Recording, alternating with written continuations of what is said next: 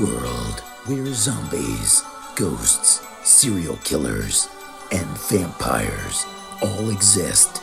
It's Nicoh, Brian, Mike, and Dustin, and they are all that stand between you and the films that could end the world. Welcome to the Don't Go Out There Horror Movie Podcast. Welcome back, everybody, to the Don't Go Out There Horror Movie Review Podcast. Just want to thank all our fans and listeners. I really appreciate all support. Y'all are awesome. We really appreciate you. Before we get into tonight's film review, I just want to give a quick shout out to our website, don'tgoouthere.com. Like I've said in the past, everything about this podcast is on there. Definitely check out our website. We've got all of our episodes and interviews if you want to listen on our website. We got our store. We just released some new shirts. We got Shan's Etsy page attached if you want to get a tumbler. We got some really cool merch. We got our blog up there if you want to read anything we've written in the past. So definitely check out our website. And all of our social media links are on there as well. We're on Facebook, Twitter, Instagram, YouTube, and TikTok. You know, just all of our social medias are there. So definitely follow us, like us, subscribe to us, and all that good stuff. We love interacting with the fans and chit-chatting with all of you. You know, we read all of your questions and comments on our episode whenever we do them. So definitely tune in. And sneak peek, we've partnered up with Patrick Maroney. He's going to be doing another giveaway. I've talked to him. He's actually going to do his publisher is actually going to provide 2 free books. So stay tuned to our Instagram. I think it's going to be an Instagram exclusive. So definitely follow us if you want a chance to win a book. And let's jump into tonight's film review. This is my pick. This is our third entry in our Never Seen It month. I chose 2019's Ready or Not. I haven't seen the movie, and I was excited to watch it. A couple months ago, I bought The Haunting of Hill House and Malignant on Blu-ray from Target, and they were doing a buy 2 get 1 free promo. So I bought Ready or Not because I knew I picked this movie already. I'll say that I like the movie. I don't love it. I enjoyed it. I think Samara was great. Like always, I think Adam Brody was the second best in the movie. I think his character was great. I've seen a lot of comparisons to You're Next. I would say if it's the Scream version of You're Next, if that makes any sense at all. It's not as serious, but it's still got the kills and all that, blah, blah, blah, blah, blah. But I'll say I like Ready or Not. I don't love Ready or Not. Okay, so the first time I saw this was actually in theaters in 2019. I don't know if it did well on that run, but I remember going and I had a little buzz going, and I enjoyed the hell out of the film. And I hadn't seen it since. So I was really interested to kind of see if my feelings would change, hold up any, or, you know, just what direction they were going. You know, I'm completely, by the way, totally sober upon this most recent viewing. And I got to say, this movie is a lot like another movie that we're going to be discussing this week. It's a lot of fun. I liked it. It's a tight script. I've talked about it on this show a few times where I'm a fan of one location films where a movie stays in one place and that's the adventure that we get. I enjoy movies that do that take that risk. And I think it kind of adds a lot to this film. It makes it feel a little claustrophobic sometimes because as big as this giant mansion is, you can't get out of it. And until she actually gets out of it, we'll save that because I think that kind of messes it up a little bit. But outside of that, I still feel like the location stuff is really tight. Some of the stuff you mentioned, Nicoh, the cast, I really do enjoy the cast. Samara Weaving, which we talked about with Mayhem a couple weeks ago. She's great in The Babysitter. She's great in Mayhem. She's great in this. I think she's slowly becoming a modern scream queen. And I hate to kind of throw that title on people nowadays because it kind of means before it kind of like typecasted you a little. Now I think it's a badge of honor because she's kicking ass in all of these movies. I mean, we talked about Mayhem. She stole the show. I mean, she was on equal footing and kind of was the star of the film. I think in this movie, she has one of the great angry screams of all time to me. It's funny, which kind of brings me to my next highlight of the film. It's funny. It is genuinely funny in some moments. I got a real big kick out of a lot of the lines. I love dark humor. So that's you mentioned Adam Brody. I think he's really good. He's been in some other horror stuff, but I just think that this is kind of not the peak of his acting career, but I really do enjoy his performance here. Shout out to Andie MacDowell, who is in Sex, Lies, and Videotapes. She's in Groundhog Day. It was really cool to see her here. So when Radio Silence got the new Scream movie, I knew it would be in good hands because I really enjoyed Ready or Not. So I was excited to see their take on Scream, and I'm excited to talk about their first big film that I saw, and I'm a big fan. So, kind of a lot of echoing from me, and I said when we reviewed Mayhem a couple of weeks ago, but I had never seen anything before that with Samara Weaving in it. And so, if you listen to that review, I mean, you heard that, I thought that she was just fantastic. I also had no idea, by the way, that she was Hugo Weaving's niece either. So, who knew? Not me. But since then, I've watched The Babysitter and now this, and my opinion of her is even higher now. Everything she does, I think, just seems natural. I'm definitely a Samara Weaving stan, but as far as this, I had never seen this either, and I saw Scream 5 first, so I was very much anticipating it since I found out the directors and writers, and namely Guy Busick. I'm pausing for dramatic effect because that's a possible hint for maybe an upcoming episode. Never know. Stay tuned. But they were from this movie, and this movie did not disappoint me. Apparently the trailer spoiled much of this movie, but I don't remember seeing anything in the trailer. So I pretty much went in blind, and, I mean, it's not a perfect movie or anything, but I really enjoyed it, and my score definitely will reflect it. Yeah, I'm glad you touched on that. If you do watch the trailer before, it does reveal a hell of a lot. Halloween 2018 vibes. Yeah, It reveals it way does. too much. Yeah, I And agree with that. I was a little disappointed. Just a sneak peek. I was a little disappointed with the ammo thing, kind of being Yeah, me too. I don't know, red herring, I guess. I was hoping she'd shoot some folks, but we'll get into that later. Any more opening Hey, I thoughts? want to give them credit for one more thing, and this is like maybe the third movie in the last 6-7 weeks that I've said this about a film. Because normally I hate them, but this movie has good jump scares. I think now not all of them are good, but I think there's a decent amount of good jump scares in a movie that's kind of a horror comedy, but it toes the line. It keeps the same tone throughout, which I know a lot of people have credited them for, along the lines of You're Next, maybe a little less serious than You're Next. But I just feel like as far as jump scares go, they do a good job of making me go, "Oh, what the fuck was that?" And if you do that, that's good. If you make me go, "God damn it," then that's not a good jump scare. Looking at you, Jennifer's right, body. y'all. Looking at you. Bad jump scares. All right, y'all, let's jump into it. And this story was there's a lot of dialogue in the very beginning, so I did my best. So here we go. The film starts with a close-up of a devil on the cover of LaBelle's Gambit. We pan through this room where we see several board games along the dimly lit room's wall. We see two little boys running through the halls of the house. One boy hides in a closet. Charles asks for Daniel's help. He says they're trying to kill him. He's already been shot, and Daniel yells, "He's in here!" The rest of the family shows up and they shoot him with crossbows. A woman tells Daniel she's so proud of him as they drag Charles' body out as his bride watches. 30 years later, and we meet Grace, who recites wedding vows to the mirror. She says how rich his family is, and the dad hates him, and brother hits on her all the time. He walks in and thinks she's beautiful, and he asks why she's smoking.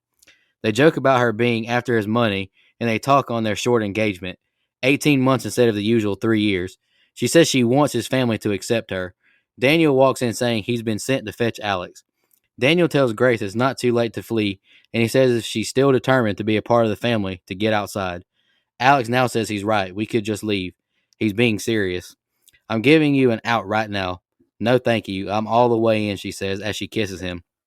Are you ready for this? Title card. We now see Grace taking wedding photos, and Tony the dad tells Daniel that Alex could have done so much better. Aunt Helene is giving Grace the evil stare. Daniel tells his wife, Grace could never be one of us. She actually has a soul. Becky, Alex's mom, walks up to Grace and asks for a light for her cigarette. She asks her if she's nervous. She says she wasn't blue-blooded enough either. Just stand tall. We're at the wedding now. Grace and Alex walk down the aisle after saying I do to an applause from the audience.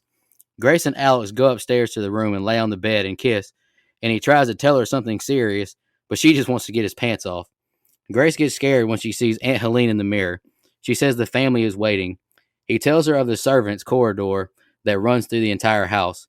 He says at midnight they have to play a game when someone new joins the family. She asks why. He says it's because they made their money from making games. After you play, you officially become part of the family. She says, okay, If it gets your family to accept me, I'll play the shit out of checkers. She asks for him to buy time and meet him in the music room downstairs. Grace walks down the stairs, and Tony tells Alex, I'm sure Mr. LaBelle is with us today. He asks how much he's told her and if he's prepared to do what's necessary if she pulls that card. He walks away. The butler plays Here Comes the Bride on the piano as Grace joins the family. Becky tells Grace her vows are beautiful, and they get champagne as they discuss her being in foster care. She's always wanted a family. She says she's so grateful to Grace for bringing Alex back to them, and they hug. Alex pulls her away and asks if she said anything. She asks if he's okay. He seems off. He says he's not feeling well. Fitch and Emily's kids run in with these masks on, and Fitch shakes Grace's hands. He apologizes that they were late. Emily says she stalks her on Instagram and hugs Alex. Stevens, the servant, says it's 11:55 and they go to the reserved family member only room. Grace says, holy shit, when she sees the room. Stevens closes the door behind them. Tony asks her to have a seat, and they ask if she likes to play games. Tony tells her the family is big on traditions, and he now tells the story of their great-grandfather, Victor, who started a card business. He talks more on the family history, and he pulls out a box. Great-grandfather met Mr. LaBelle, and they passed many hours playing cards. LaBelle proposed a wager. If he could solve a mystery, he'd grant any of his endeavors. Now when a new addition to the family joins, they place a blank card in the box. The new member draws a card to see what game they play. Grace laughs and draws a card that says hide and seek. The whole mood changes. Are we really going to play that? Grace asks. She asks, who hides and who seeks? Grace proposes a toast to Mr. LaBelle. Tony tells her she hides, and after a 100 count, they seek. They use no cameras. They play like they would in great-grandfather's time. He jokes for her to win. Just stay hidden until dawn. Grace, good luck, and she exits the room. Yeah, so I love the opening. It was really smart, I think, to give the family masks here at the beginning, which are actually homages to the masks used in the Twilight Zone episode, The Masks from 1964.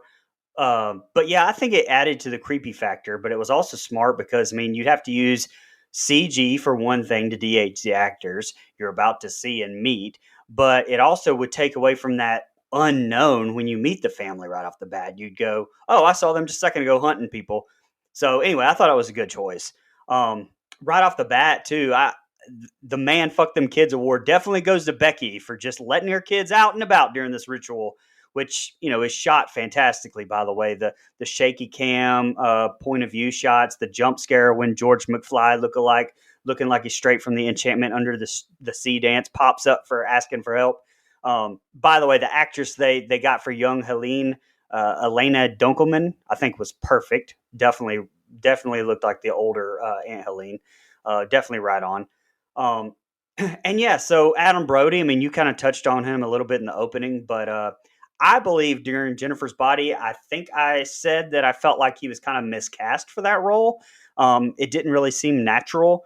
And in Scream 4, I talked about not really even liking how his character was written, nor that it even existed in that movie. And the OC, his character was fine for the first couple of seasons, but then it went off the rails, but that's another story. But this movie, I think Brody is absolutely fantastic in. He's the perfect fit for Daniel. And honestly, besides Samara, is the glue of this entire thing. And like Nicoh said, you kind of touched on that at the beginning.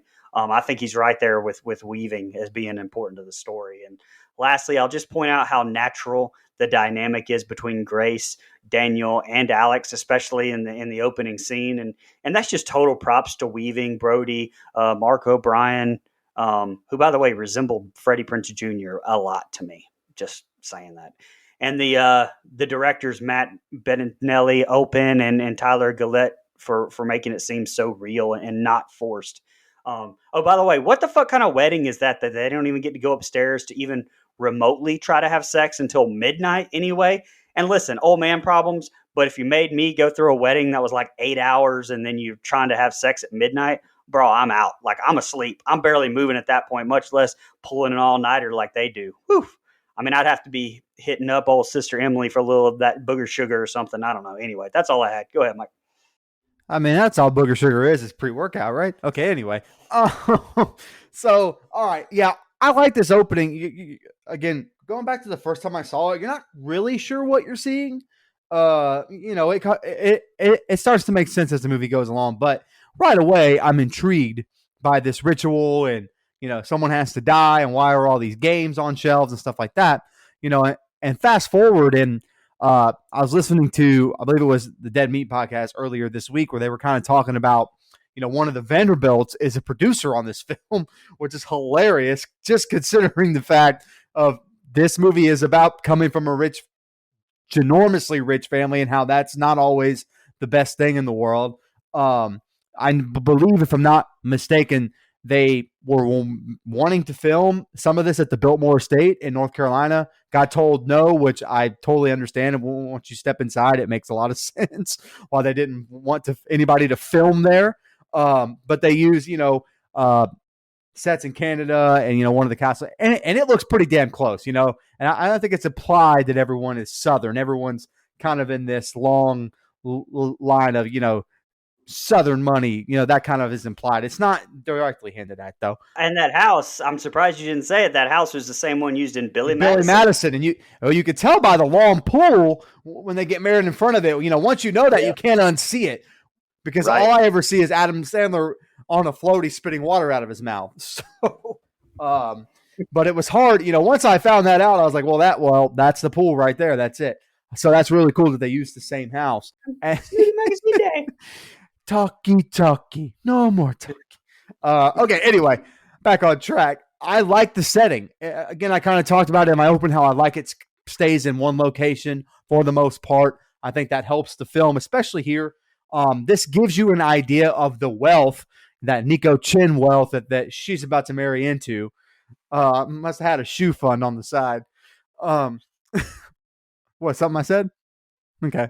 Anyway, but I'm with you, Brian. I like the dynamic of these characters. I think Alex and Grace and Adam Brody's character, who name is slipping me as usual.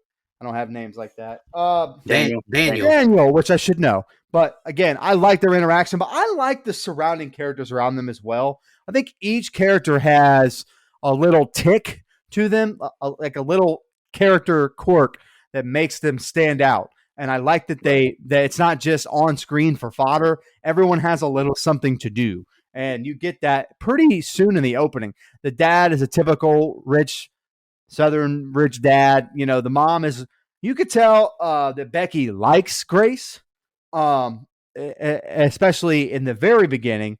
But, like you said, once this wedding is over, can I have like a 4-hour just break to go, knock some boots? And then we can come down to dinner. I love the line about I'll see you in the music room, and she goes, because that's a totally normal thing to have in a house. It is when you go to the Biltmore Estate. Anyway, so I like and the way she delivered that was just perfect. Like Absolutely. It just seemed natural the way she said it. That's it. And by the way, you cannot tell Samara Weaving's Australian accent here one freaking bit. Half the time I forget that that's her, native tongue, because she just does a really good generic American accent to me. So good on her. And lastly, I like the scene at the table. Would have to play a game. Really cool concept for a film. It's a little silly if you really think hard enough about it. Where this, on their wedding night, we have to play a game. It can't wait till the morning or anything. It's a little silly, but I like it. It's fun. And as much as I like Alex, I would have let my fiance know, if I really cared about her, that this could potentially happen. Would have been a nice little heads up. That's the one thing, one kind of a plot hole that I couldn't quite get with as far as the movie goes. Outside of that, I think the scene is great when her facial expressions as she's finding out, wait, we have to actually play hide and seek in this giant fucking mansion. I have to get in this elevator. Like, her reaction in the beginning here really sets up for what happens in the next set of scenes, which is her finding out, oh, everyone's trying to fucking kill me, which I really enjoy, because I think at first her just being kind of coy with it adds to that scene a lot. So that's all I have. Yeah, I really like the dad's delivery. You can just hide until dawn. I love that little part. Well, especially because we know, no, you can't, because they're going to kill you. Like, we know he's being an asshole there, and I just love the delivery. It's a great job. Yeah, it's great. All right, they put a hide and seek record onto a groovy tune, We see Grace going up the stairs as a woman reads the children a story. Tony begins to hand out weapons to the other family members, and Alex looks devastated. Fitch has no idea what a crossbow is. We get a final countdown. Ready or not, here I come, an evil laugh as the record stops. Becky comforts Alex and says, maybe you should stay here. We see Grace talking to herself about her wedding night, and Alex walks into the servants' corridor. The family starts to look for Grace. Emily notices that Alex is gone. Fitch asks Becky, how long does this usually take? She says there's nothing usual about this. Fitch says he needs to use the bathroom, and she says she's never liked him. Grace says enough of this and exits her hiding spot. Her dress catches on the dumbwaiter and tears up a little bit. Clara wakes up and notices the kids are gone and goes to look for them. Alex grabs Grace from behind and pulls her into a room. They hide behind a bed as Clara walks in calling for Georgie. We now see Clara shot in the head by Emily. The family is pissed. Does she look like she's wearing a wedding dress? Aunt Helene says this doesn't count. It has to be the bride. Helene and Tony carry the body out the room. She was Tony's favorite. Alex goes and closes the door. He tells her to grab her phone and keys, but he says Stevens must have taken them. He tells her hide and seek was the one wrong card. They escape and Emily walks in and snorts some coke and gets her gun. He has her put on her shoes and explains the tradition. If they don't kill her, something bad will happen to the family. They argue over him not telling her. He apologizes and says this sounds crazy, but it's real. She snaps on him for him not telling her. If I would have told you, you would have left, he says. You're everything to me, and I promise I'm going to get you out of here. He says to go to the end and get to the kitchen, and he's going to go unlock all the doors. I love you, they say, and he runs off. I'm sorry, but if I'm Grace, I'm falling out of love in like an instant. Grace gathers herself but keeps stepping on her dress. She finally decides to tear it short. She gets to the end of the tunnel and there's two doors and she's confused which to go with. Grace goes through a door where all the family is in the hallway. Emily shoots and misses and almost hits the family, and Grace escapes. She makes it into a study and the windows are all locked and the phones are out. She hides by a wall, but Daniel walks through a cubbyhole door. She panics, but he says he's only after a drink. He says he has to call the others. She says, you don't. You can help me. She begs him. He apologizes and says the rich are different, and he gives her a 10-second head start. She runs off and he starts to count as he sips his drink. He yells out, she's in the study. Charity calls him pathetic because she got away. Charity says she'd rather be dead than lose all of this. Her life was terrible. Tony and Helene walk in and ask where she is. The rest of the family join. Fitch learns of Clara's death, and Emily cries she doesn't have a gun. Fitch hands her the crossbow, and Emily shoots Tina in the mouth, killing her. Fitch walks her out of the room as she cries. Helene snaps as they keep asking about deaths, and she uses her axe to finish off Tina. We must kill the bride by dawn. Tony yells, we're fucked. Becky says we should use the security cameras. Helene calls out Tony for picking and choosing which rules to abide by. Tony and Daniel are told to turn the cameras on by Becky. All right, Brian, that's the next set of scenes I got. Go ahead, brother. First of all, that hide and seek song, oh, it's perfect. And you know, we've said so many times on here how creepy those old songs are. Actually, this entire soundtrack to this movie I think is fantastic. I also wanted to give credit to the writers again. I didn't mention the last set of scenes, but I did love the character development with Grace, you know, wanting to be accepted by a family because of her past. Although it didn't really come into play a whole lot, you know, I'm not sure what you could have done with it. I mean, maybe have Becky have a tougher time with it because she sees a lot of herself in Grace. I don't really know, but actually, I take that back. I think that on subsequent rewatches, I picked up a little bit that it did play into like Satan basically knowing that she'd be harder to corrupt, and therefore, I guess why he chose to eliminate her with the hide and seek game. Anyway, which wasn't the case for Fitch and Charity coming into the family. So, I mean, never mind. I take that back to an extent. By the way, Mike talked about her earlier, but shout out to Andie MacDowell, who I think was perfect casting as the mother as well. She's been great in everything she's been in. Of all those that Mike mentioned, Groundhog Day is definitely my personal favorite of those. Also, Melanie Scrofano also does a fantastic job as Emily. Usually in a serious horror movie, maybe I would find this character annoying, but I don't know. I mean, how it was done here, I really, really enjoyed her. You know, I may recognize her from Saw 6 as well. Listen to that review, episode 96 on don'tgooutthere.com. The only character I didn't really care for was Aunt Helene, honestly. I mean, no offense to Nikki Guadagni, Guadagni. I think that's how you say that. But anyway, she played in Cube.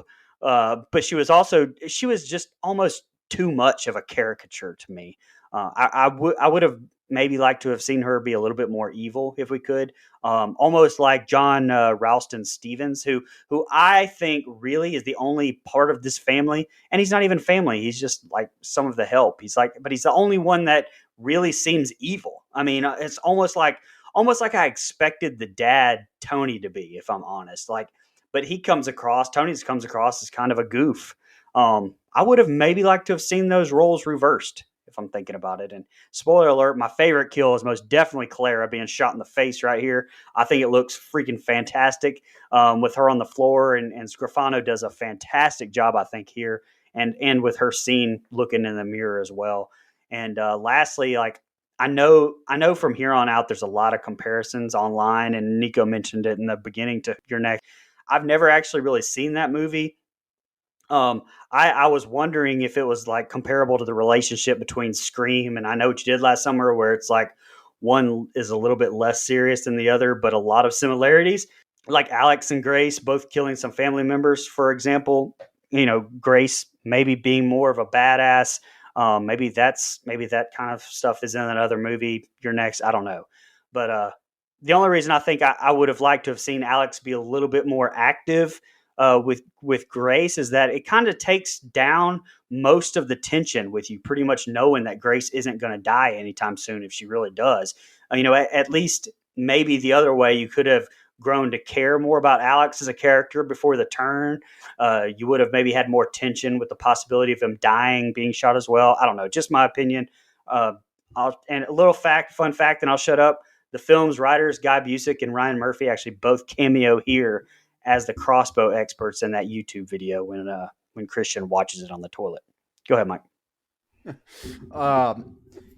I would say real quick to comment on what you said, I would say Your Next is more of a serious revenge flick than this movie is. I think the character in Your Next is more of think your later Laurie Strode, your golly, I'm drawing a blank, but more of a badass kind of tale. And then in this one, I think Samara Weaving's character is a little more, not timid, but vulnerable, a little softer. She's more scared than anything until she can't be. Anyway, so yeah, by the way, I'm with you, Brian. I love this hide and seek song. I think it's awesome. It's spooky. It's perfect. You know what it reminds me of? It's almost like riding Haunted Mansion at Disney. The kind of music and the voiceover that they have as you're riding that ride, it kind of feels that way, but a little more serious, a little spookier. But I think it kind of has that Haunted Mansion vibe. I got a kick out of it this time around because I recently went to Disney in December, and it kind of reminded me of that a little bit, especially in a mansion. You're kind of like, okay. But I enjoyed that as well. So I like this character Emily. Maybe even more than you, Brian, because one, I like dark humor. I think it's black comedy. I is kind of my cup of tea sometimes when it's done right. And her accidentally killing everyone as the fuck up is funny to me. It fits the rest of the movie. If this was the only humor within the film, I would have a serious issue with it. Think, some of the jokes in Halloween 2018, like. I don't know how many times on this show I've said peanut butter on my penis when it just doesn't fit. It doesn't work. It's so stupid. Fuck you, Ray. Anyway, but in this movie, this kind of like twisted, sick way of doing it funny is good to me. And I like that character of Emily. I even like the character of Charity because we can see in her character what would happen if Grace's situation turned wrong.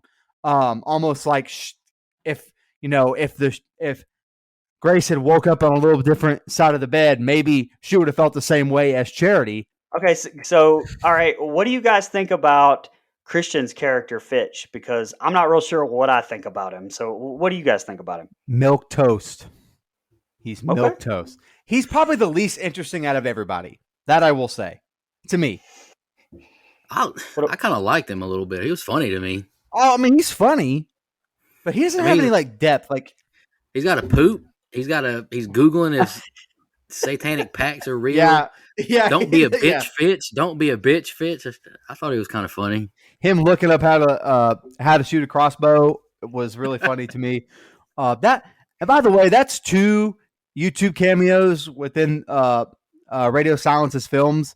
I think it's kind of funny. It's kind of like a running thing now. In this one they have the crossbow people, and in Scream or Five Cream they have dead meat in them. And I think that's really funny. So anyway, yeah. So I just again back to what I was saying about Charity, where I just think it's almost like a uh, opposite. It's like the yin and yang with Grace as far as what direction that character can go in. It's almost like she's opposite Grace, where doesn't have a good life, doesn't come from a ton, but now that she's got this money, she's reached the top. She'll do anything to stay there, and I kind of like that character, and I think it meshes really well. Um, and lastly, to me, this set of scenes does the best job as far as catching a good atmosphere. It's tense the whole time. It's shot really dark, which sometimes I'm not a big fan of. I don't have to get into why. I may watch the movies a different way than you guys, and so it's a little dark on my TV sometimes, but I can make it out okay. But no, I loved the darkness in this film. I think it added a little more levity to it. In a movie where there's humor and stuff, I just kind of felt like the atmosphere was super important, and it stayed the same. So yeah, again, good character development with Grace. I feel kind of letting us in on the reason she's not like any of them. She grew up in foster care.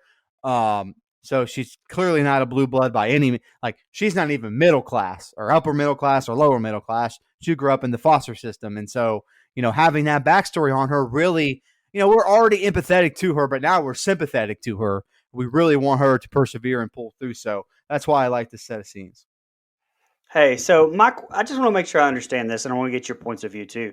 So Alex is choosing now, like once he starts helping her, he's choosing now to just die, like, or is he choosing to just be separated from Grace? Like, what's his plan now? If he gets her out, the whole family dies, right? Yeah. So and if he leaves, if he just takes her and they just all leave, the whole family still dies. So like, what's the plan now? It's like once they're married, it's over, right? Like it's ball game. I'm not sure he believes that something happens when the sun comes up. That Good would be point. my take on that. Is I think him and Fitch and Daniel are kind of miffed at, does something really happen? Like, is this something Okay. we believe, or are we just doing this because our dad is kind of wacko, or whatever? That's what I took from it anyway. That he just doesn't fully believe it, so he's ready to get her out of there. Yeah, at the end when I do my rating, I was actually kind of one of my cons is Alex's character is just very confusing. I don't feel Yeah, like yeah, it is. he didn't pick a direction, and I couldn't figure out even on two watches. I was like, he's very confusing character. It's like, does he want to save Grace or does he not? It's like I don't know. I couldn't figure Alex out. I didn't really like the writing of Alex, honestly. That's why I like Daniel better. At least Daniel knew what he wanted to do. Honestly, Well, Daniel is the best character to me in the whole movie as far as character. Yeah. Maybe Yeah. not the. I mean, he has the most depth. He has the most nuance. He's good. He's bad. You don't quite know what he is. I really like his character, and the fact that I couldn't remember his name earlier for a second pisses me off. Don't play football, kids. Dude, there's a lot of characters in this movie though. I mean, there's a lot to There is. remember. Can't even spell CTE, Mike. Huh? ESE. All right. Grace finds a gun and ammo on the wall and suits up. Alex makes it to the security room finally. Grace is in the kitchen and tries to shoot the lock, but it doesn't fire.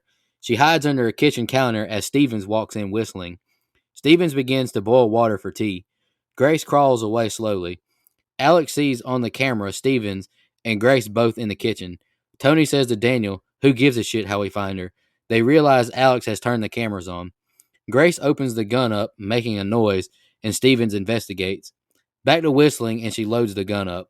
Stevens sets the tea kettle and cups on the counter. She cocks the gun again, making more noise, and Stevens hears the doors unlock. Grace pops up and is behind him, saying to move. He holds his ground, and she fires to another dry fire. Ammo is display only, he says, as she approaches him. She grabs a glass tea kettle and breaks it over his head, burning him with the hot water. Tony bangs on the door, and Alex bashes in the power source to the cameras. He chokes his father, and Daniel convinces him to let him go. He consoles him long enough for Tony to knock him out. They carry Alex out, and Grace hears them coming down the hall. She goes to get in the dumbwaiter, but a dancer, Dora, is in there scared. Grace tries to get her to be quiet, but she yells she's over here.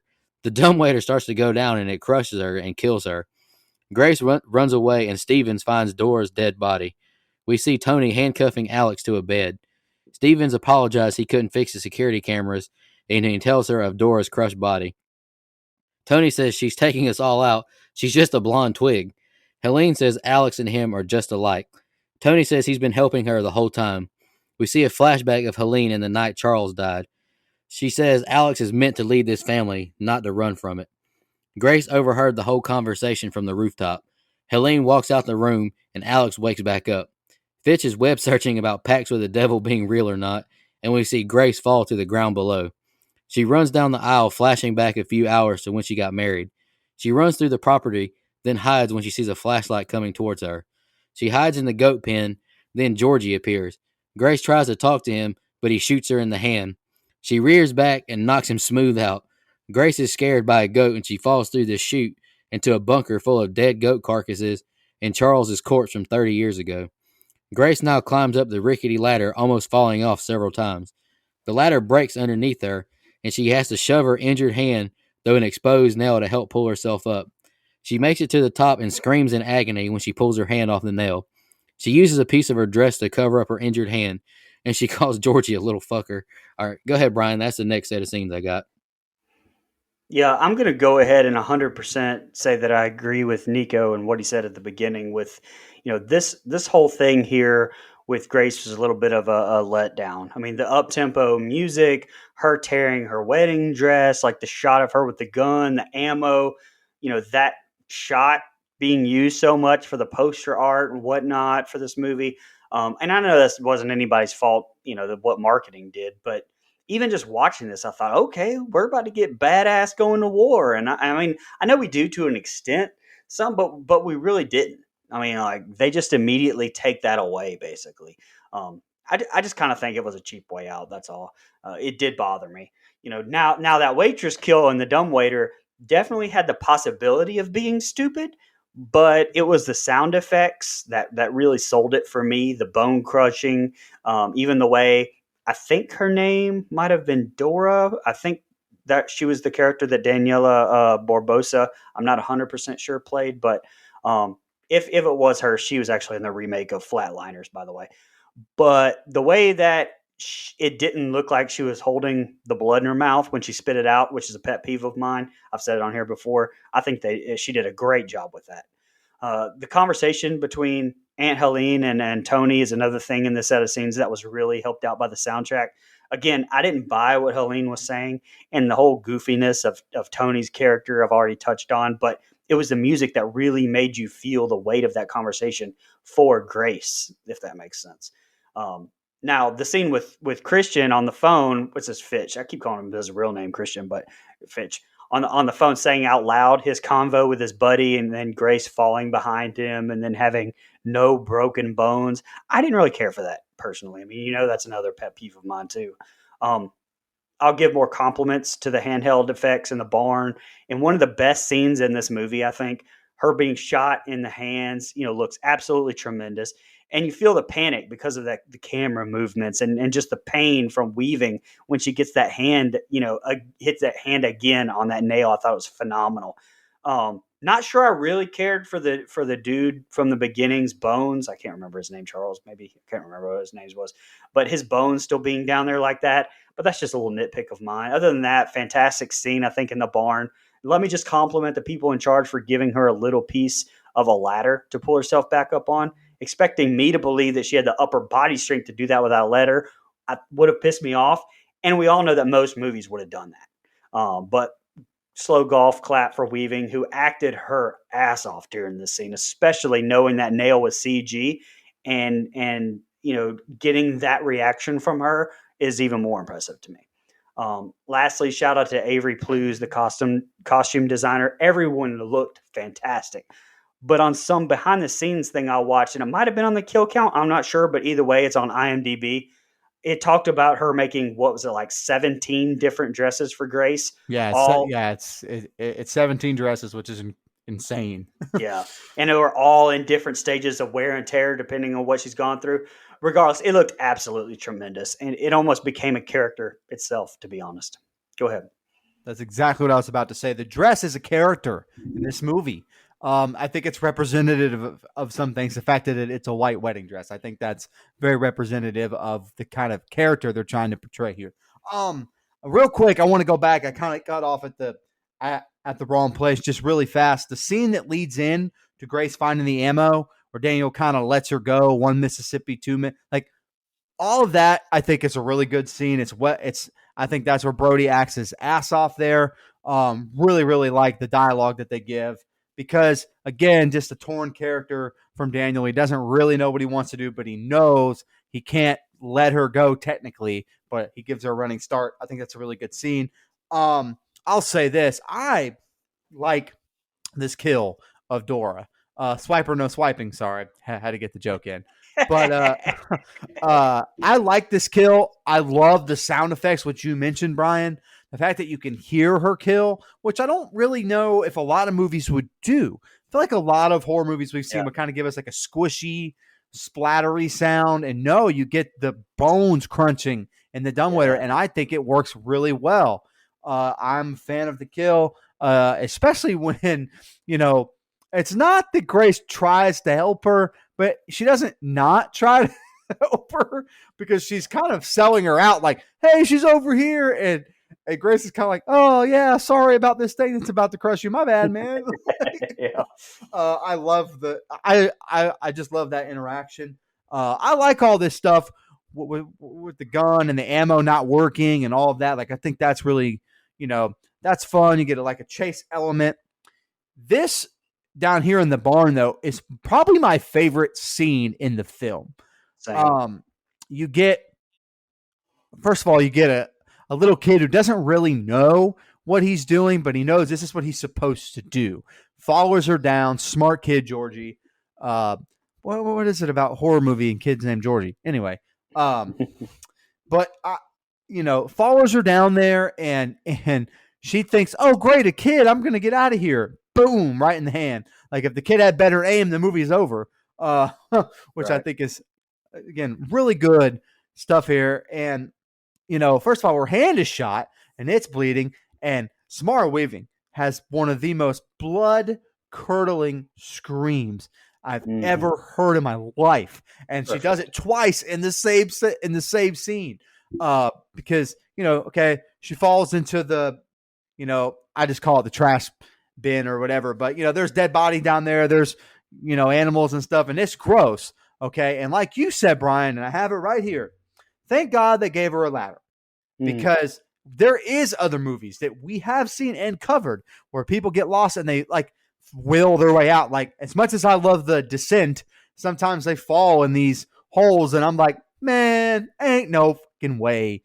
But this is at least realistic. The fact that, I might have to, somebody was smart enough when they built that area that, I have to come out of here at some point. Let's probably have a ladder. The fact that the nail is CGI, which you mentioned, her facial expressions and her, again, the scream that she lets out gave me shivers the first time I heard it in the theater. It's so, golly, it sounds like she's being just having a rake shoved across her back, man. That's what it sounds like. And I noticed it here too, which we already talked about the dress really quick. I love that they just included so much difference with this dress and what it is, how she keeps kind of having to tear off this wedding dress to save her life in a way. She uses it as a bandage. She removes some of it from her feet so she can actually move in her yellow Chuck Taylors, which I thought was a pretty cool thing as the shoes that she had. Again, that's probably my favorite scene in the entire film. I think it's beautifully shot. It's dark, and you get great acting by Samara Weaving. So that's all I had on this set. Yeah, I think that goat pen scene is probably her best set of or best scene of acting. Absolutely. Really like that a lot. She's got a couple other good outbursts that I really like too later on. Oh yeah. Charity sees Grace running and she shoots at her, missing, and birds fly away. Charity tells Stevens where she's heading towards. Grace makes it to the entry gate and finds a broken gate post and pulls down on it. She sees someone approaching and painfully makes it through. She gets to the road and tries to flag the car down, but they just cuss her out and drive away. She's This is that scene I was talking about. I think she's great in this. She snaps on the guy hilariously. Fucking rich people. She sees a car approach from the house and she runs into the woods. Stevens calls Tony and tells him he'll fix the fence and he'll find her in the woods. Tony slams Daniel into the wall, asking if he thinks this is a fucking game. If she lives until dawn, we all die. He asks if they remember the Van Horns. He says Mr. LaBelle doesn't get fucked. He does the fucking. Becky tells Daniel and Emily to go dispose the bodies and Fitz and Charity to be on watch. Stevens is spotlighting the woods. Alex is calling for Daniel to help, and he begins to use the handcuff chain to cut on the bedpost. Stevens exits the car, calling for Grace. Emily and Daniel launch the bodies down into the bunker. Daniel tells her of the last time he was a part of hide and seek. He says, we all deserve to die. She says her kids don't deserve to die. They find Georgie, and he says he shot the lady. Then she tells him she's so proud of him. Grace runs into an open field, and Stevens chases after her in the car, and she falls over. Stevens tackles her, and she smacks his burns. She chokes him from behind with her sash. His body goes limp, and she drives away in the car. We see Stevens sit back up. Grace calls the car security system, and she asks Justin to call the police. He apologized for his computer acting up. He says this car has been reported stolen and he must shut it off. She begs for the car to be started back up, but he says his hands are tied. She yells for Justin and he hangs up on her after she tells him to fuck himself. Stevens appears and bashes the glass in and tranquilizes her. Grace thinks she sees Alex and they're driving off, but he turns to her and he has the mask on. Stevens is on a video call with Tony saying they're heading back as he blares his opera music, and he roars victoriously. The family sees her sitting up, but he can't hear them saying to look behind him. Grace kicks him twice, and he wrecks the car, flipping it, and the call drops. Fuck, Tony yells. Grace has survived the crash and makes it out of the car. Daniel walks up on her and says he came out here to escape the madness. Grace says, you don't want to kill me. You don't want me to die. I don't. I like you, he tells her. She says he's a good guy and Alex loves you and you love him. He won't forgive you if you do this. Maybe not, but he'll be alive. She says this is insane. If anyone was going to save you, it would have been Alex, and he hits her with the gun, knocking her out. Tony walks out and they carry her back. Only an hour until dawn, and we still have to prepare her for the ritual. Becky walks into the room with Alex, and he asks where she's at. She's been disposed. She tells Alex she likes her and doesn't want to do this, but they have to protect the family. If she dies, I'll kill you, Alex tells her. I suppose I'm dead either way, she says. She asks why he left us. He says this family isn't normal, but what they did felt normal. He says Grace is the opposite of all of you. She's good and she made him feel like he was good, and he'll pick her over them. Becky says she doesn't believe him, and a girl you've known a year and a half doesn't know you better than me. Becky now tells the kids of Mr. LaBelle. The family now preps for the ritual. You got this, Fitch. Don't be a bitch, Fitch. Tony sets up the table as Alex keeps sawing away on the bedpost, and the next set of scenes are the ending. Go ahead, Brian. Yeah, the effects with I don't know, I'll bounce around a little bit, but the effects with her squeezing through that fence, I thought were fantastic. The soundtrack, especially in this set of scenes, really amps things up. I think it adds to that tension. Weaving, just you mentioned it, just fucking tremendous with her letting out and just basically letting everything all out. With that emotion after the people in the car don't stop and drive away, just phenomenal acting.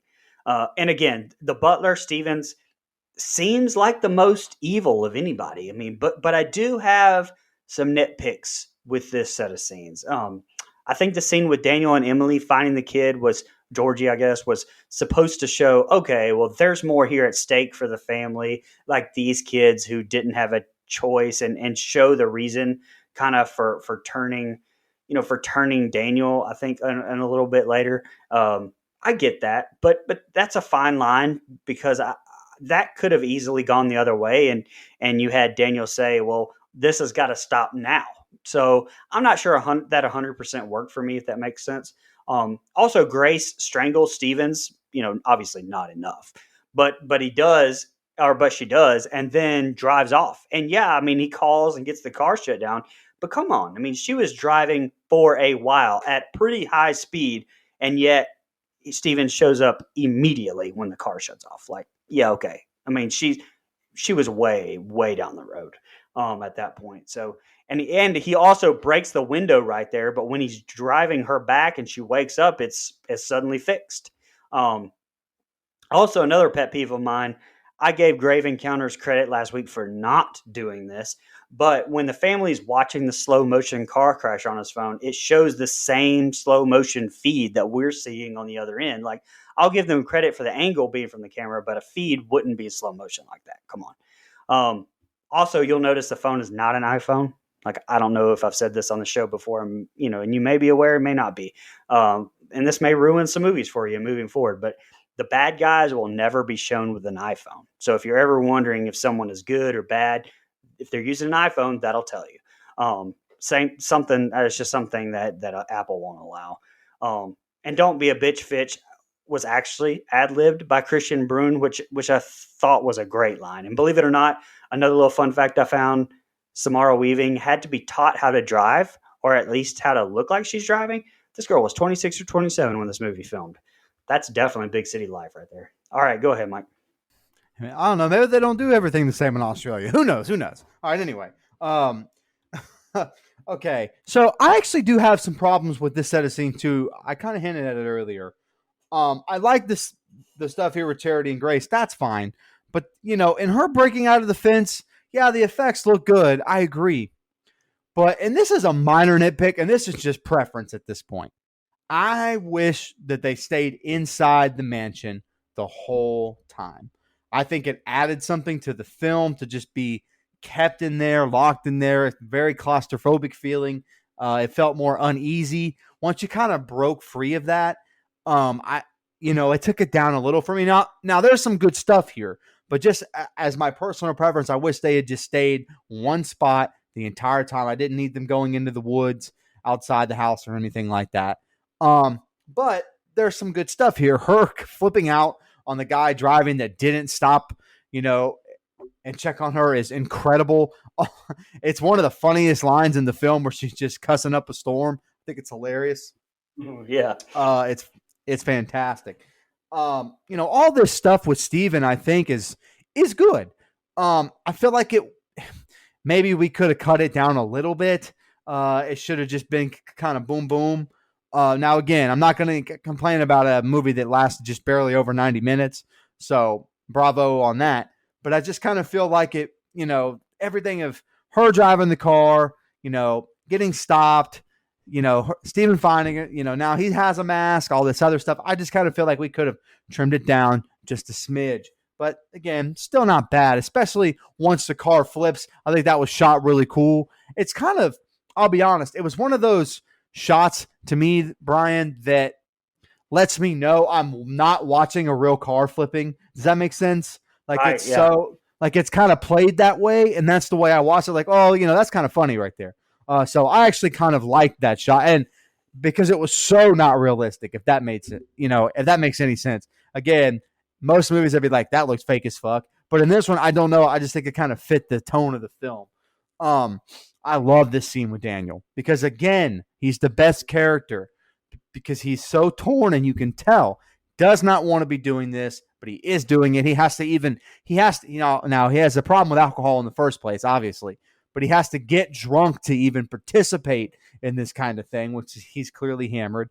And something he does that's really smart that everyone else tries to not do is just knock her out and bring her in alive, which throughout the film, everyone kind of feels like they're trying to kill her, and that's not part of the deal. They have to bring her in for the sacrifice. And I think the dialogue there is really good. It's a revealing moment where Daniel does like Grace and, really wishes this wasn't happening, but knocks her out anyway. And you could tell he really doesn't like his dad. And I'll say this, and this is a good thing to me. And this is my last thing. Daniel here kind of gave himself away a little bit that he was going to do something at some point to put a stop to this. And we're about to get into the last set of scenes. If you've seen the film, I'm not spoiling anything. But to me, it was kind of right here where I thought he's probably going to do something, because Alex is handcuffed and she's knocked out. Something has to happen. There's no way they're just going to sacrifice her. And so it had to be something to do with Daniel. And I think I actually think it's played well. Like it makes me realize, okay, it's not just Alex and her, it's Daniel too. So again, this is probably my least favorite set of scenes, though. I could have just done without all the stuff outside the house. So I just felt like the movie should have been a little more contained within the mansion. All right, here's the ending. Grace is bound to a ritual table now as the family hovers over her and drink from a cup. They do chants and Tony goes to stab Grace, but he throws up. The whole family begins to puke. The cup's been poisoned and Daniel lets Grace free. He put hydrochloric acid in the cup, but just enough to mess them up. Grace says she knew he'd help her. Charity points a gun at Daniel and says, "Get out of the way. You really don't care if I die," and she shoots him in the neck. Grace takes the gun and bashes Charity in the head with it. She thanks Daniel as he tells her to go. Tony stops her in the study, saying, "You're another goat, just a sacrifice." She grabs a torch and bashes him with it and throws it on the ground, lighting the house on fire. Alex finds Daniel's dying. Becky shoots at Grace but misses with the bow and arrow. The two women squabble. Alex cries as Daniel dies. Becky chokes Grace, and Grace pulls a tablecloth, and the box falls on the floor. Grace bashes Becky's face in, saying, "Fuck your family," over and over. Alex walks in and she drops the box. She says, "I'm sorry," as she backs away. He says, "I'm sorry too." He says Daniel's dead and says, "You won't be with me after this, will you?" He rubs her face and begins to squeeze it tightly, hurting her. "She's in here," he yells. Tony weeps when he sees Becky's dead body. Aunt Helene says it's time. The house keeps burning. Helene keeps chanting and hands Alex the knife. They all chant Shim Ham Farash and Hail Satan. Grace rolls over and gets stabbed in the shoulder. She makes it off the table and fends them off with a knife. Helene realizes it's too late. It's already dawn. She cries out for us to be forgiven. The family braces for death. Fitz says, "Nothing's happening." "I knew it. It's all bullshit." Fitz says, "What should we do about her?" Helene says, "I know it's late, but she won't fail." But she explodes as she charges Grace with the axe. The hide-and-seek record plays now. Fitch blows up now. Then Charity. Emily and the kids run out into the hall and explode. Grace laughs now, and Tony explodes, and now she starts snorting, laughing. Alex says he's different, but she takes off her ring and throws it at him. "I want a divorce," as his body explodes, covering her in blood. She hears the flames and sees Mr. LaBelle's ghost sitting in the chair. Grace walks out the house and sits on the steps and lights a cigarette. The cops run up to her and ask if she's okay and what the hell happened to her. She says, "In-laws," and the film ends and end credits roll. What do you think of the ending, Brian? Um, I liked it. It does seem a little ridiculous. I think that each of the uh, family members drink from the same cup. However, like I noticed that everyone who drank react to the poison at literally the exact same time, which wouldn't be the case. Uh, I would have liked to have seen that handled a little bit differently, I think. And so this actually originally had a different ending. Apparently, Grace dies in the earlier draft of the script after being successfully sacrificed by Alex and the family. Now, while I don't think that this ending is perfect, and I would have liked to have maybe seen some of this family taken out along the way by Grace, or maybe even, let her get her revenge on the family by being the one to kill them, which I guess in her own way she did. But I don't think that this was a dark enough movie to have such a dark ending like that. So I'm glad that they changed it. Plus the in-laws joke at the end I thought was brilliant. I loved it. The effects with them blowing up I thought looked very good as well. So I really enjoyed this movie. That's all I had on the ending. Go ahead, Mike. Yeah, I'm actually a really big fan of it. I think it's fun. It's a blast. I could nitpick it, of course. Some of the stuff you had, Brian, I kind of agree with. But man, I think it's fun. I like that Daniel's the one that poisoned everybody. Kind of like I mentioned in the last set of scenes. And I like this dynamic where Alex realizes, oh shit, I did all of this for nothing. She's not going to be with me. So I should probably kill her so everyone else lives. I like that kind of internal strife. It's manipulative from the very beginning anyway, where I think Alex kind of views her as a property almost instead of his partner and confidant. Uh, that's the way I would kind of view that anyway. But I think that, sun comes up. The first time I saw the film, sun comes up, and I really thought for a minute, wait, nothing's going to happen. Like, I kind of laughed. I'm like, oh, really? Nothing's going to happen. They all look like fucking idiots, which would have been funny and still fit the tone of the film. But there is something about all of them exploding in their own way and Samara Weaving just laughing that I love. I think it's funny. It's a badass ending. I'm glad they didn't kill Grace. I think that would have been stupid, especially with, like you said, it would not have fit the rest of the tone that the film had carried up to that point. And so I'm a fan of it. It comes quick. And I like the facial expressions from Samara Weaving. Has the blood on her face from everyone exploding, but she's kind of laughing, the same way I'm laughing. I mean, there's people exploding on my screen, and I'm kind of getting a kick out of it. And I think it toes that horror comedy line just right. And so I actually like the ending. And originally in the ending, and I've been all about some fun facts tonight for some reason, but in the original ending, the line that Samara utters is rich people, and it got changed to in-laws. And I think that's a little more subtle. A lot better. A little more subtle, because I think rich people would have been a little on the nose for what the movie. I mean, the movie touches on classism as it is. It does it in a subtle way that I think is pretty good. And I think saying rich people would have been a little too on the nose for me. So I actually like the line in-laws being in there. But yeah, that's all I had. I really think the film is fun. The hour and a half flies by. It doesn't feel like I'm sitting there for too long, and I'm a fan. By rich people, they probably meant Mike Settle. Oh, okay. We already talked about your shoe wealth on the air here. Come on. And the air, like we're doing radio. Shit, man. All right. Any more final thoughts on the ending before we jump into social media? Don't be a bitch, Fitch. Great line.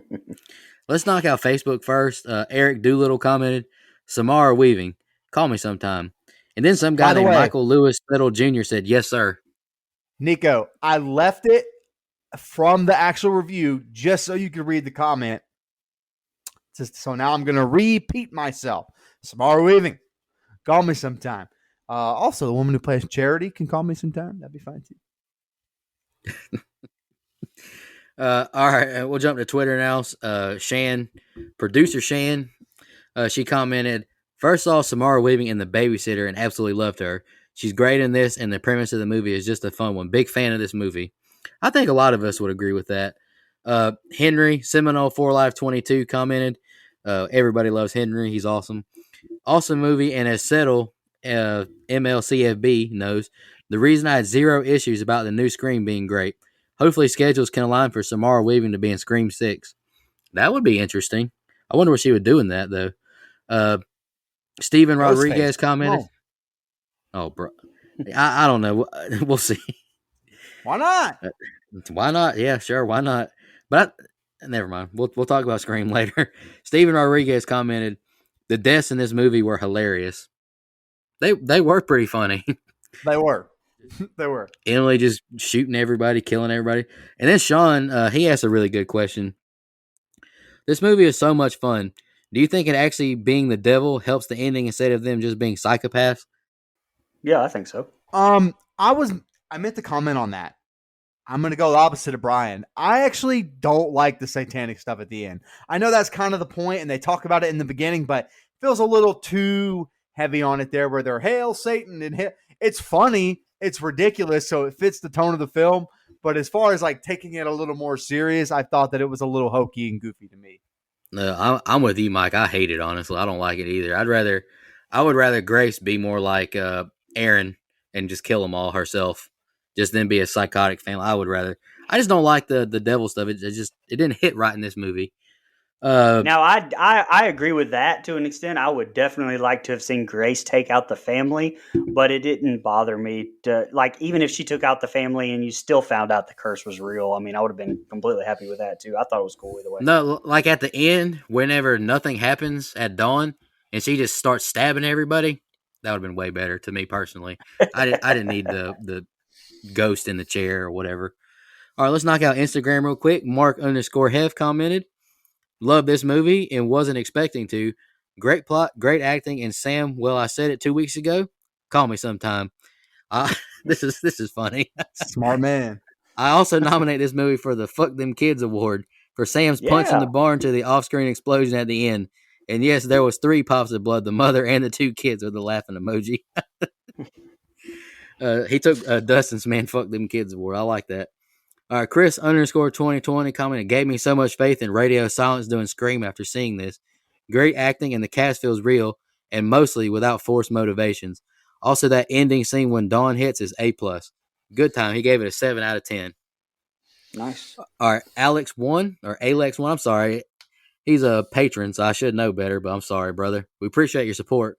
This is going to sound so petty, and y'all might revoke my Patreon membership for this, but her sustained, constant vibrato screaming in those couple episodes of Ash vs. Evil Dead kind of ruined her for me. That scream is the sound, what shaky cam is the sight. I can't watch anything she's in without my mind's eye or mind's ear revisiting those nails on a chalkboard scenes. It's frustrating because I know she's objectively a good actor, and I do like her, but that grating scream of hers haunts my dreams in the worst way. Please don't come at me, bros. Haha. Sorry, man. We disagree completely, but I appreciate your support. I understand it, though. I do. Well, our other co-host isn't a fan of her screams either. No, he's not. And the last comment that we got is from Josh's Mannequin. This one is one of my favorites, and in my opinion, one of the best new offerings in horror we've seen. Samara Weaving is a grade A scream queen. I would agree with that. She's definitely. I would agree with that as well. After watching the 2 movies I've seen her in, I really like her. I haven't seen Babysitter yet, but I'll definitely check it out. I don't know if you like it, but I think it's really good. What's that supposed to mean? I like movies. It's not that. We just me and you don't always have the same taste, brother. It's no disrespect. That's true. Y'all ready to knock out fun facts? That's all. That's it for social media.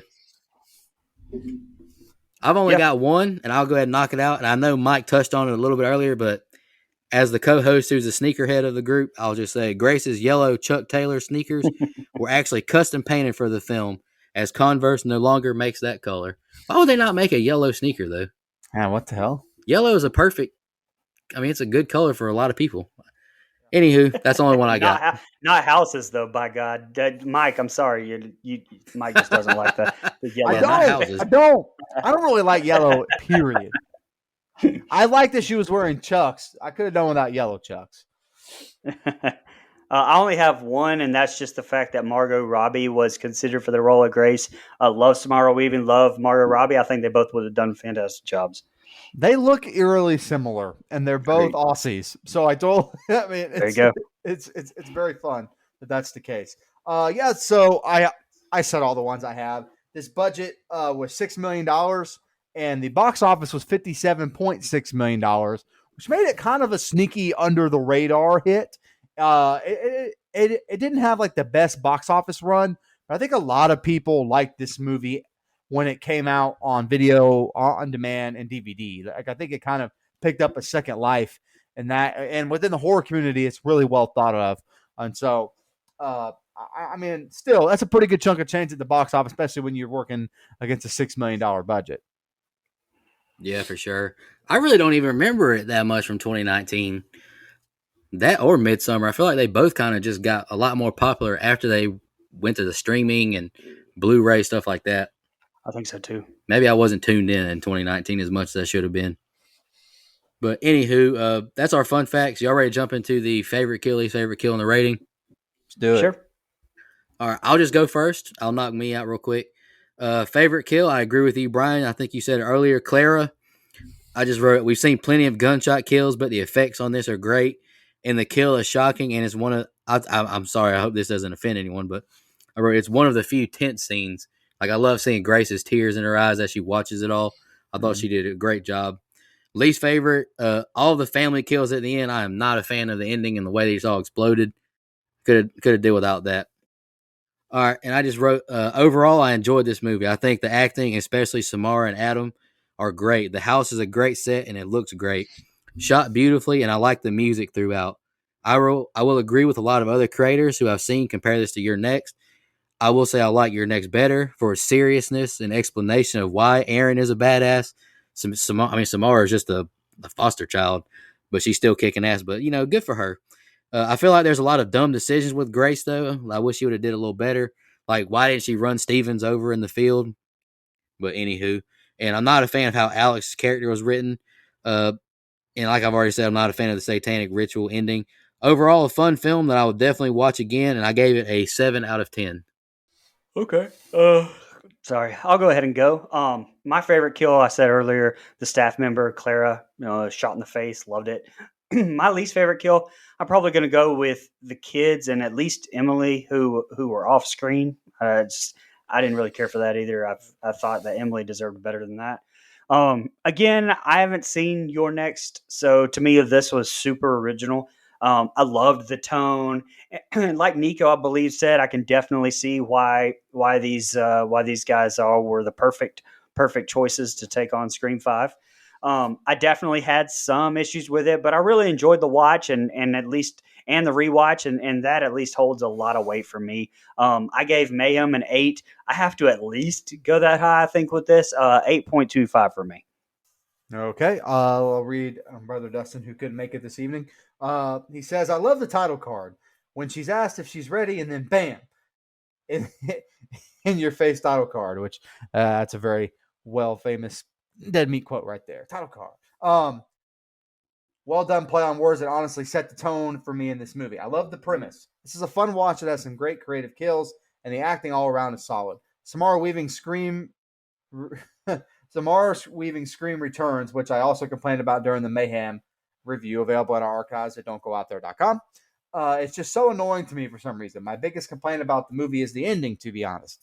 I hate the explosion by a visible man thing that doesn't work for me. I'd rather there be something visible that kills them. It was a hokey finish to an otherwise pretty believable premise of a movie. Favorite kill: Tina being shot through the mouth with a crossbow and then axed was awesome. It was somewhat shocking and hilarious. I love the double tap. I also love that kill.